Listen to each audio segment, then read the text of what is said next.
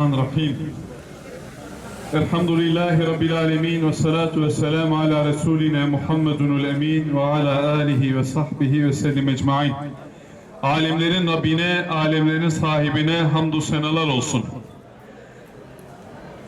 Rabbimize ne kadar hamd etsek, ne kadar şükretsek gerçekten daha azdır.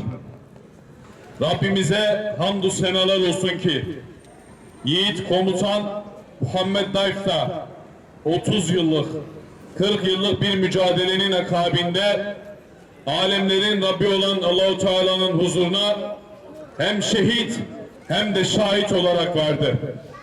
Böyle bir komutana da böyle güzel bir hüsnü hatime yakışırdı. Rabbimize hamdü senalar olsun. Bismillahirrahmanirrahim. لهم فيها فاكهة ولهم ما يدعون سلام قولا من رب رحيم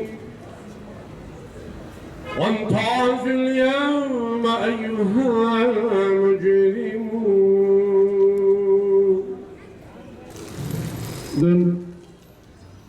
Kassam sözcüsü Ebu Ubeyde'nin yaptığı açıklamada belirttiği gibi bu insanlara yatakta ölmek yakışmazdı. Allah için koşanlar, koşturanlar yatakta ölmez. Allah'ın dinini, Allah'ın davasını en büyük dert edinenler yatakta ölmez. Gücün karşısında eğilmeyenler, bükülmeyenler yatakta ölmez. Makamın, koltuğun karşısında büklüm olmayanlar yatakta ölmez. Kudüs'ü, Mescid-i Aksa'nın değerini anlayanlar yatakta ölmez. Yatakta ölmediler. 30 yıldır bir mücadele verdiler. Sokakta görenler onları tanımazdı. Tünellerde karşılaşan askerler onları tanımazdı. Kimse yüzünü bilmiyordu. Bir resmi vardı, 30 yıl öncesine aitti. Ama adını herkes biliyordu. Yüzü bilinmiyordu ama adı biliniyordu. Allah bütün insanlığa onun adını öğretti. Bu Allah'ın ona ikramıydı. Bu Allah'ın ona lütfuydu. Önce yerdekiler onu tanıdı.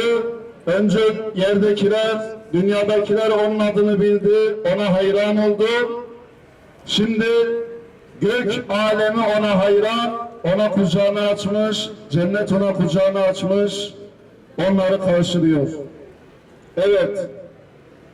Dünyanın albenisinin zirvede olduğu bir dönemde İnsanların ilgilerini, alakalarını dünyaya çevirdikleri bir dönemde Kudüs'ün, Mescid-i Aksa'nın Müslümanlar tarafından bile çokça dikkate alınmadığı bir dönemde 30 yıllık bir hayat, Allah'a adanmış bir hayat, nice kez suikastlere uğramış, eşini, çocuklarını şehit vermiş.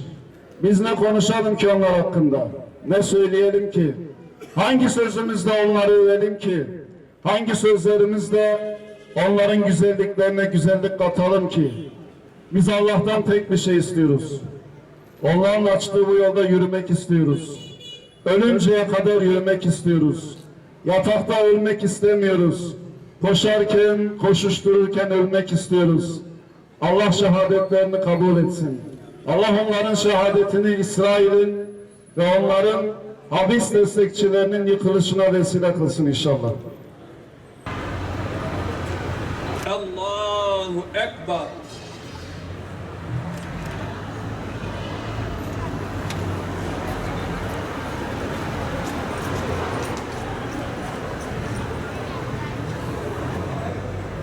Allahu Ekber.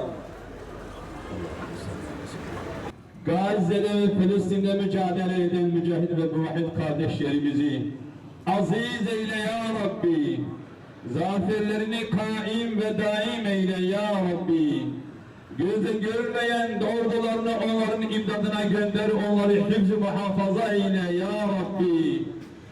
Ya İlahel Alemin ve ya Keremel Ekremin. Şu saatte bizlerin içini parçalayan o büyük kahraman, kahramanlar kahramanı, kendini bütün ümmete sevindiren Şehit Muhammed Dayfi'nin namazı için buradaydık. Onun şefaatinden bizleri mahrum eyleme ya Rabbi. Ya İlahel Alemin ve ya Ekremel Ekremin. Kahhar ve Cebbar ismiyle insanlığın başına bela olan Siyonizm, İsrail, Amerika ve müttefiklerini de rezil, zelil, hakir, perişan eyle ya Rabbi. Onları rezil eyle ya Rabbi. Rezilliklerini ve perişanlıkları kaim ve daim eyle ya Rabbi. Gebermiş oğlu ve hüküm ve erkanları varit oğlu ve mevcudde hakim eyle ya Rabbi. Amin ve akıl davâlâni. Elhamdülillahi Rabbil âlemîn.